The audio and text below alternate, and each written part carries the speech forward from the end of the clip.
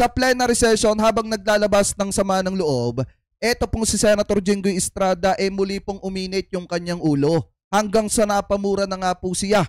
Kasi ayon po dito mga kababayan, sa Abante News Online, 30% commission daw ang alam nyo na yan mga kababayan.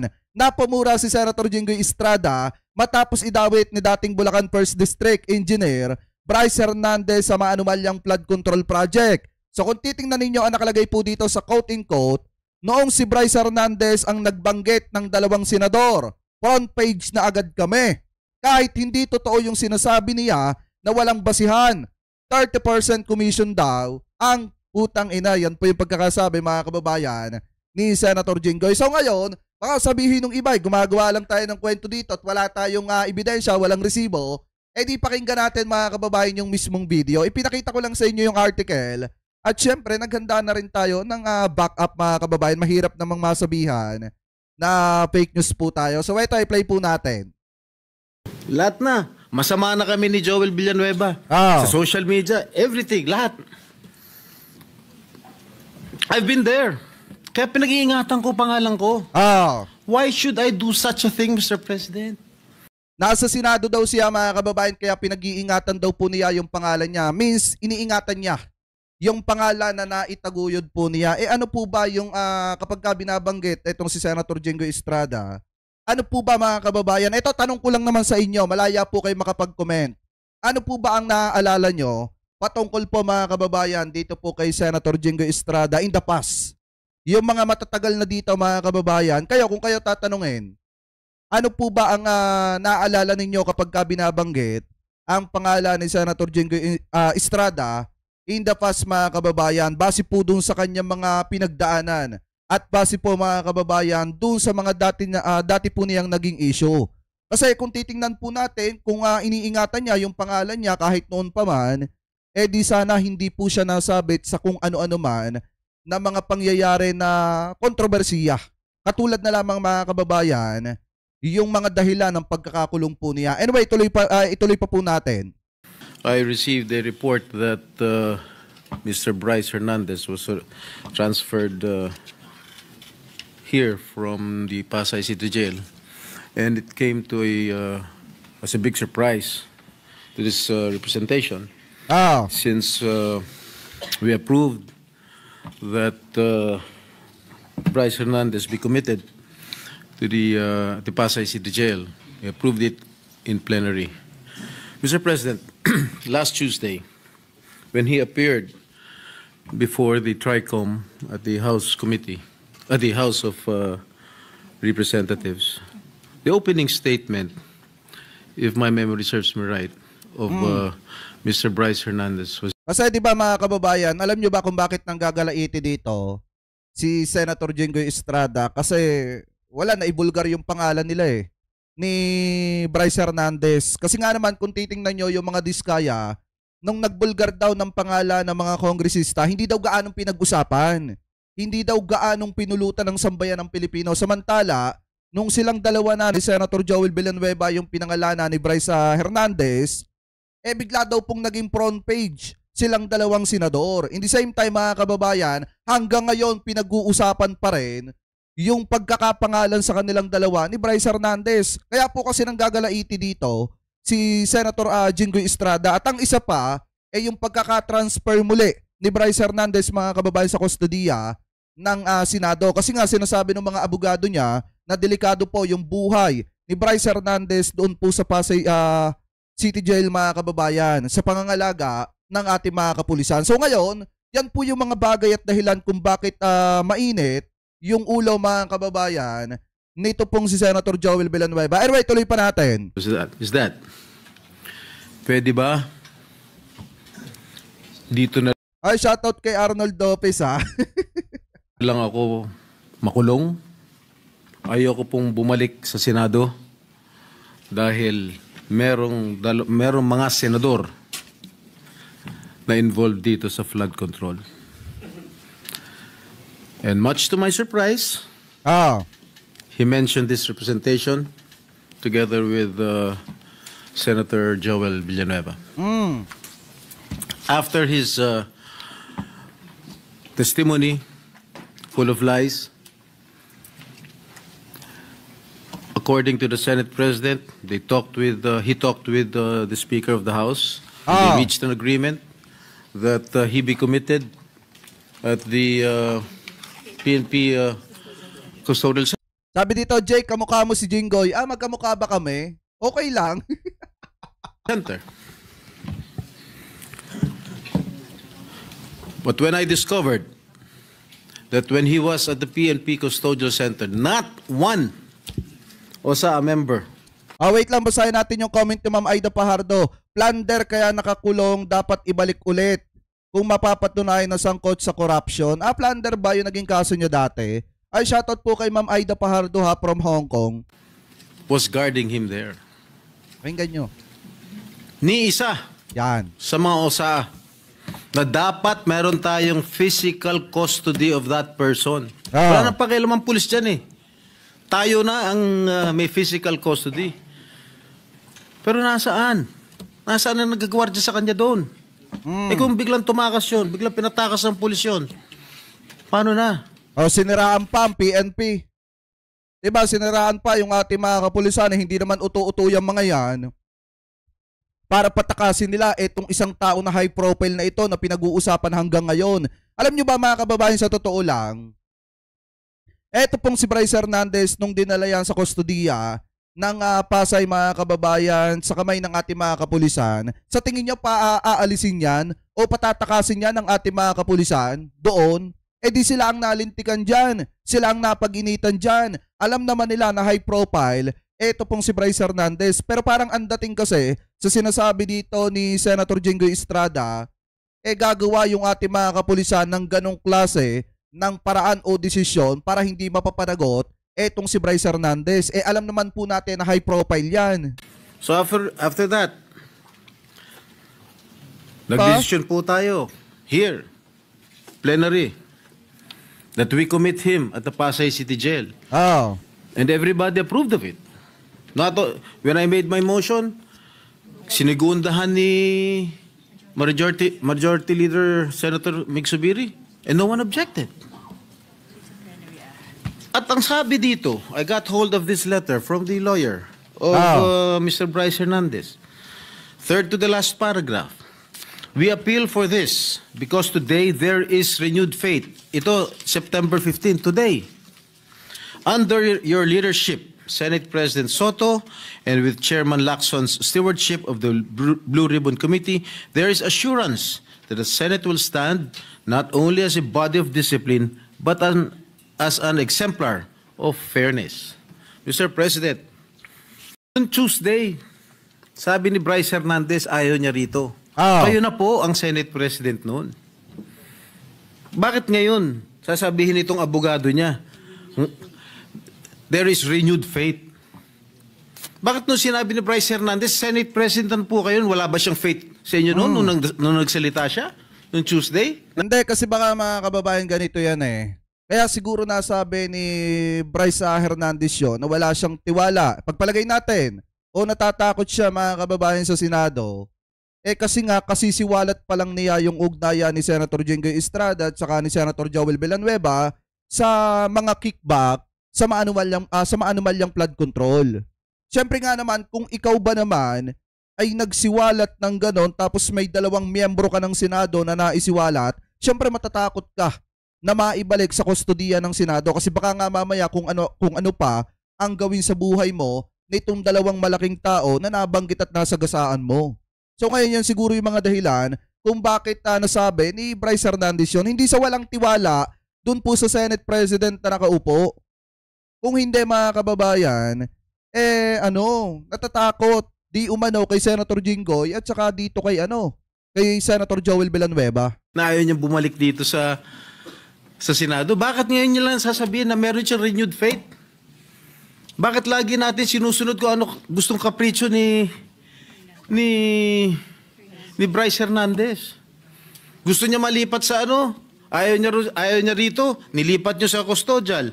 Nung nilipat natin sa Pasay, gusto niya naman ngayon malipat dito. Ano ba talaga? Why are we giving so much importance or credence to this. Kasi nga, sa totoo lang, siya yung isa sa mga tao na nagsiwalat na may ugnayan yung mga senator doon po sa maanumalyang flood control. Yung mga yun yung mag-asawang Diskaya.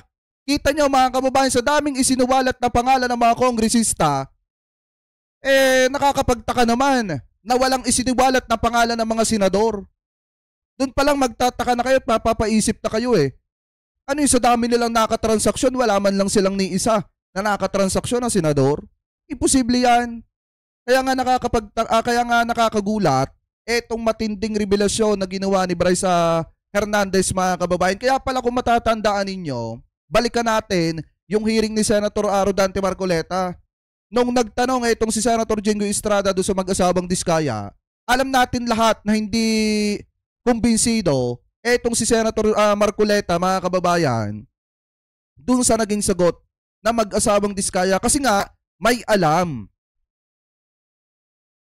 Etong si Senator Rodante Marcoleta na mayroong mga senador talaga dyan na kasabwat mga kababayan o may kaugnayan dito sa maanumalyang flood control. Kaya nga napasabi siya na safe ka na. Kasi nga may alam siya Diba? So ngayon kung titingnan nyo mga kababayan, talagang kahit ako, hindi ako gaanong solidong naniniwala doon sa mga pinagbabanggit na pangalan ng mag-asawang Diskaya. Kasi nga katulad ni PM Vargas at saka nung si Teodoro, diba kapapanalo pa lang doon? Imposible naman na nasangkot yun kahit wala sila sa posisyon.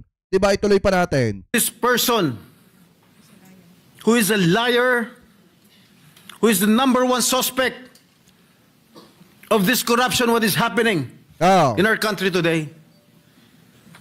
Bakit? Bakit? Meron ba nagproprotection sa House of Representatives?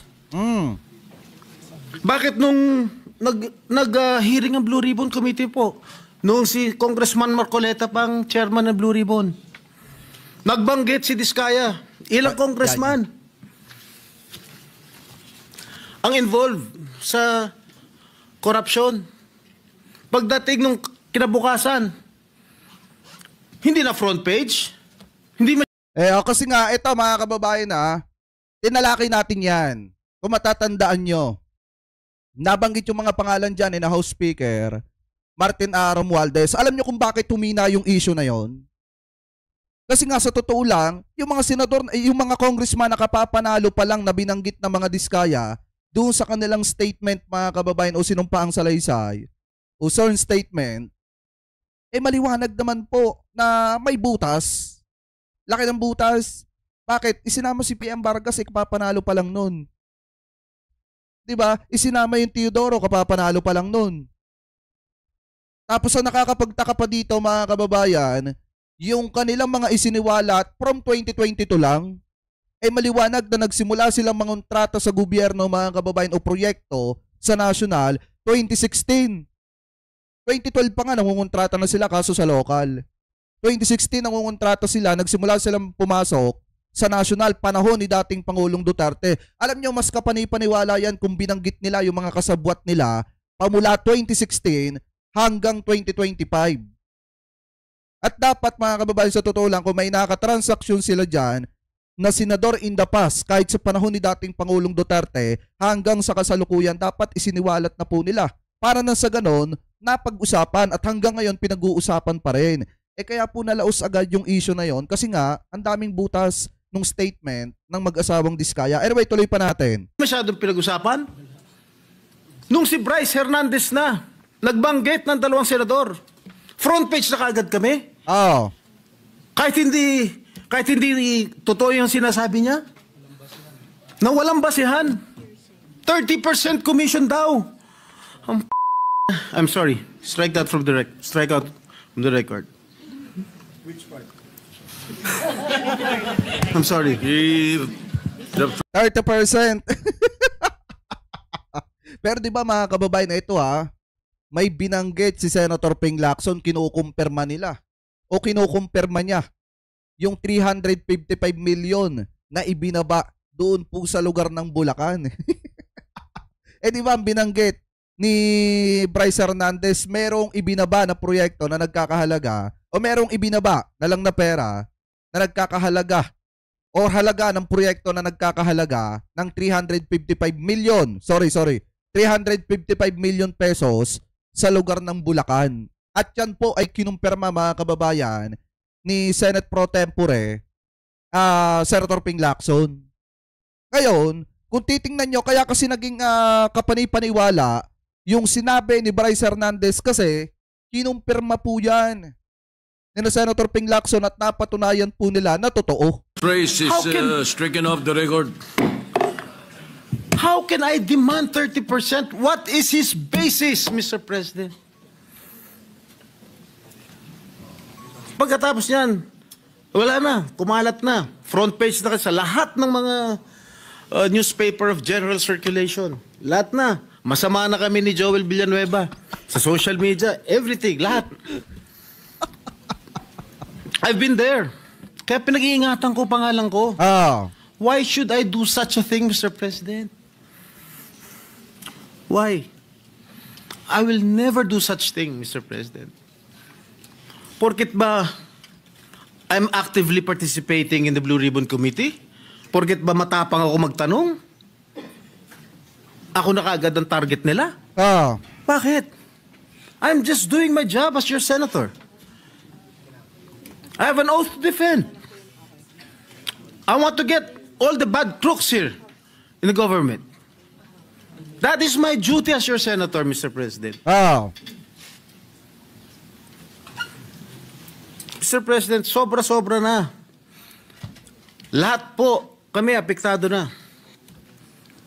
Even the Senate as an institution is also affected by the testimony of one habitual liar.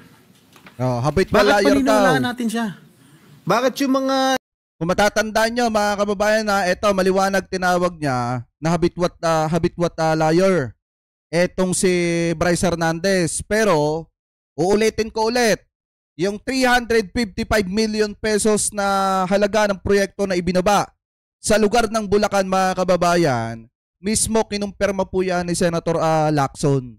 At sinabi niya na totoo na meron ngang ganong amount mga kababayan na ibinabang proyekto sa lugar po ng Bulacan o sa lalawigan ng Bulacan. So ngayon, paano natin sasabihin na nagsisinungaling etong si Bryce Hernandez? Hindi sa ipinagtatanggol ko mga kababayan, etong si Bryce Hernandez. Kaso nga lang ang problema, paano natin sasabihin na nagsisinungaling siya kung mismong kinumpirma nga ni Senator Ping Lacson na may ganoong halaga nga na ibinaba na proyekto sa lugar ng o sa lalawigan ng Bulacan. Anyway, tuloy pa natin. Yung sinigaw ng mga congressman. Bakit? Bakit hindi natin imbestigahan? Bakit yung mga senador hindi imbestigahan?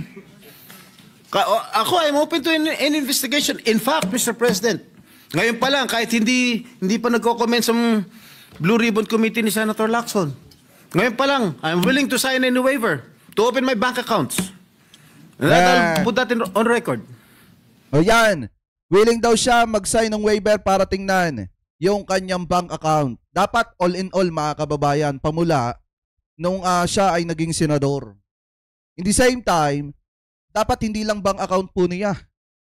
Dapat pati bank account ng kanyang may bahay, dapat po masuri mga kababayan. Kasi alam niyo naman kung tutuusin, madali lang sa isang politiko ang magtago ng pera mga kababayan. Pwedeng hindi sa kanyang bank account or pwedeng sa mga dami account mga kababayan. Or di kaya naman sa mga kamag-anak po niya. Minsan ginagawa po kasi yan . Kaya nga kung matatandaan nyo nung nagsabi ang presidente ng lifestyle checking at tingnan yung mga bank account mga kababayan, ano ba yung sabi ni Sara Duterte? Dapat tingnan pati yung mga dami account. Kasi nga, kung si Sara Duterte sinasabi yon at siguro gawain nila yon, possible na ganun din mga kababayan ang gawin ng mga ito. Hindi ko naman sinasabi na ganyan yung gagawin ni Senator Jinggoy Estrada, pero para sa akin mga kababayan, madaling sabihin na walang inilagay sa sarili mong bank account. Kasi sabi ko nga sa inyo, yung mga politiko minsan gumagamit ng mga dami account yan. Anyway, ituloy pa natin. I don't know with Senator Joel. Maybe will also conform with my idea. So, Tsaka sa totoo lang, dapat hindi lang senator yung iniimbestigahan mga kababayan at ginigisa dyan. Dapat Pati nga yung lumabas na balita na mayroong isang kongresista na di umano nalilink sa mga diskaya na parang binibigyan ng 1 billion pesos na parang nagkasundo sa 120 million pesos. Dapat maimbestigahan din yun mga kababayan kung may katotohanan yun. Kasi baka nga mamaya kaya pinagtatanggol etong mga diskaya kasi baka nagkaroon nga ng lagayan. So para sa akin mga kababayan, much better na both Senate and Congress dapat maimbestigahan yan. President, wag naman ganun. Bakit panay senador lang ang gusto nilang ipako sa krus? Bakit yung mga ibang Ayun, tama. Tama yung sabi dito ni Basimo. Jake, cash nasa table ang mga bayad kaya wala sa bangko. Tama. Diba? Maliwanag naman ano ba yung sinasabi ng mga diskaya nung nagbulgar sila. Cash binabayad nila para walang resibo. Eh ngayon mga kababayan, kahit ano pa yung sabi ng mga senator na papatingin nila, mga bank account nila, pipirma sila ng waiver, eh paano nga kung cash yung ibinayad? At saka maliwanag naman, yung nagsisirculate sa social media na nakalapag mga kababayan sa lamesa, yung pera. Ibig sabihin, hindi sa bangko ipinadaan yan. Sa lamesa yan, mga kababayan, inilapag. Cash ibinibigay sa kanila para walang resibo, nahahabulin doon sa mga politiko at walang record. Sa madalit salita, malinis, mga kababayan. So ngayon, kung titingnan nyo, bukod po kay Senator Jinggoy Estrada, meron ding pumapayag na tingnan yung kanyang bank account. mga politiko. Dahil, porket masikat kami? Ba? Hindi naman yata tama yun. Pare-pareho lang tayo nasa gobyerno. Pare-pareho lang tayo naninilbihan dito. O ayan, yung sabi ni Senator Jinggoy Estrada, ang kinasasama ng loob niya, marami nga naman dyan na mga binanggit na pangalan itong mag-asawang diskaya.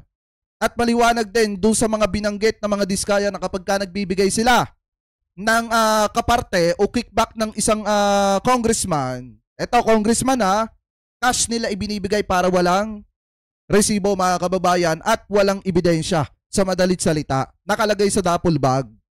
And then may mga bagman din sila. Paano kung ganun din doon sa mga senator mga kababayan? Paano kung cash din? Para walang ebidensya at malinis ang record. Diba? Kaya nga sa totoo lang mga kababayan, medyo hilaw tayo dito sa sinasabi nilang willing sila mag-sign ng waiver para tingnan yung mga bank account nila. Kasi paano nga kung cash? Diba? So ngayon kung titingnan nyo mga kababayan, maliwanag po na kaya uminit ang ulo dito ni Senator Jinggoy Estrada kasi nga naman nung nagbanggit daw, eto mag-asawang diskaya ng mga pangalan ng kongresista, hindi daw po gaanong pinag-usapan. Pero nung sila na daw dalawa, ni Senator Joel Villanueva yung binanggit nitong si Bryce Hernandez, front page na po agad daw sila. At hanggang ngayon nga mga kababayan, pinag-uusapan pa yung ugnayan po nila dito po sa mga binanggit na revelasyon ni Bryce Hernandez. Anyway, mga kababayan, kayo po, ano po ang komento ninyo? Hingil po dyan. Comment below na lamang po